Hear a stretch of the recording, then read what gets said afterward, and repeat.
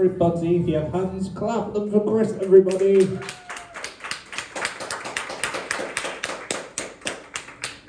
Thank you very much. Thanks so much for having me. It's my first time in Durham. Are we buzzing? Are we buzzing? That's amazing. I'm fucking buzzing to be in Durham, I tell you. I know what you're thinking. You're thinking, Jesus Christ. Ian Sterling's put some weight on, hasn't he? If you don't know who Ian Sterling is, he's a Scottish stand-up comedian. He's the voice of Love Island, and this is exactly how he would look if he was addicted to cake. That's just how it is. Is everyone in a good mood? Everyone having a good time tonight? Excellent, amazing. Do you know why? Because I'm very fucking needy as a comedian. Very needy. I'm the kind of guy who'll send a message on WhatsApp, and then 5 minutes later I'll be going, where's me lol? Where's me laughing emoji? Where's me thumbs up? Every single time. Listen, I'll tell you how comedy works, right? I make a joke, it goes in your ears, goes in your brain, you laugh, I get a fucking erection. That's exactly how it works. Anywhere, in the car. If I'm funny, you know, I'll leave that there. But it doesn't matter where I want those laughs. Like, I don't care that we're in the group chat, family on WhatsApp, and the dog's gone missing at Redcar Beach. I'm making those jokes. I want those laughs. Mum, you will laugh at my joke, you knobhead. It's happening.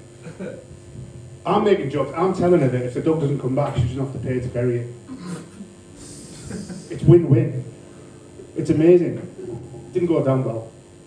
I'm telling her if that dog never comes back, she doesn't have to make that little shrine on the fireplace with the dog collar. She's not happy. I think it's hilarious. The whole situation's brilliant. She's down there, she's whistling at the waves, she's shaking the dog treats, she's shouting, Jasper! Jasper! Dog's nowhere. Have we got any animal lovers in? I'll admit, that is a completely made up story. Jasper was actually hit by a motorcycle. So ironically we ended up having that burial after all. Well, technically we had two because it got him right in the middle. So yeah, 2 coffins aren't cheap. These are the small ones. At least there were small ones, yeah. I've got another admission to make. I know I sound it, but I'm not from around here. I'm actually from Teesside. Does anyone know? Excellent, amazing. Anyone know Thornaby? Yeah. Amazing, amazing. Thornaby, fun fact about Thornaby. Thornaby is the only place in the world where you'll see more fridges in front gardens than you will in kitchens. And that is true. That's a true fact. See, I always thought I was from the posh end of Thornaby because we pronounce it with a TH. Excellent, excellent. See, it took you a while, you got there. But I've moved a bit now. I've moved to Yarm. Anyone know Yarm? Yeah. Yarm's where you move when you're from Thornaby and you've got a bit of money and a bit of ambition. That's where we've ended up. Could have been worse. We could have ended up in Ingleby. But no, I know I sound like it, but I'm not a borough lad. I'm actually from Teesside, like I said, to Thornaby. But I do pretty much everything a borough lad does, apart from cocaine. Because with this nose, can you imagine the bills? Jesus Christ. No, but I love everything. As I said, I do everything that a borough lad does. I sing South Cleveland Garages every time I hear Tina Turner. Excellent, we all know that one. I hate everybody from Leeds. My missus is from Leeds, so I can't do that joke, but she comes. Otherwise I'll be sleeping in the spare room again. And I love a Parmo. Who doesn't love a Parmo? I mean, clearly, look at me. I love a Parmo. I look like the Michelin man, but it's like as if you filled him full of cheese instead of air. That's how I look. As I said, first time in Durham, so I'm going to have to ask this question. Do you have a Manjaro's here? No, but the one in Newcastle. We all know about Manjaro's, the restaurant, not the injections. Yeah, we're all there. I don't know if you've seen this next joke might not land, but fuck it, we're in for a penny, we're in for a pound.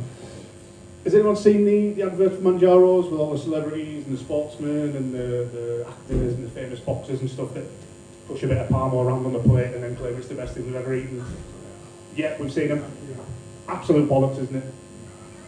Floyd Mayweather has never come out of the Empire on a Saturday night and thought, fucking hell, I could smash a hot shot. Not once. Absolute bollocks. However, that is the reason I'm doing comedy, because I want to get famous enough to be in those adverts and get free Parmo. Not interested in filling the O2. Fuck Mock the Week. I just want to be in those adverts and get a free Palmo card. That's the only reason I'm doing this. There is another reason I'm doing this as well. My daughter, she's a huge inspiration to me. It's got really awkward in this room now, isn't it? She's not ill, this isn't like Make-A-Wish.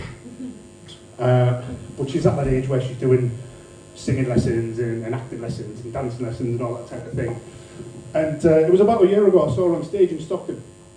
And I was sat, really buzzing. I was sat in the middle at the front row and I'm watching her and there's a light on behind her and I'm thinking, wow, she's an angel. And they say that when kids get to that certain age they can start teaching you something. She taught me there and then, it doesn't matter how much blood, sweat and tears you put into something. If it's fucking shit, just do it anyway. So that's why I'm here telling jokes. As I said, that's the second reason that I'm doing this. But it is hard being a child these days. It's hard being a parent. Have we got any dads in? Yeah? Don't all fucking show at once. Jesus. Any stepdads? I mean, it's not like the videos you see online. No, it's not. It's a bit strange. Anyone who thinks there might be a dad but they're not quite sure? Because that happens quite a lot these days. It is hard being a parent. We've got to teach our kids things like, don't judge people. I struggle with that, if I'm honest. Because if I see somebody walking down the street with an NFL jersey on, I'll just think, what a cunt. I mean, that's somebody that's looked at all the good sports and thought, they're far too popular for me. I need to make people think I like American football so they find me interesting. They fucking don't, they just think you're a bad. That's how it is. There's no other way around it. But it is hard being a parent. I remember Katie coming up to me once and she said to me, Daddy, I've learned a new word. Straight away your stomach drops and you think, shit. What she heard? She says, I've read mixed emotions. What does mixed emotions mean? And I thought for a second and I thought, I've got to put this in terms that she understands. And I got it. It popped in my head. I said, can you remember last week when you did a big poo and blocked the toilet? And she went, yeah.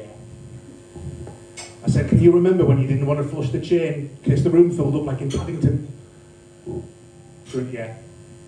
I said, can you remember laughing when Daddy had to pull it out with his hands? She said, yeah. I said, that is mixed emotions. And she got it straight away and never had to explain it again. I think that's me done. That is me done. Thank you very much. Bye, comedy. Thank you.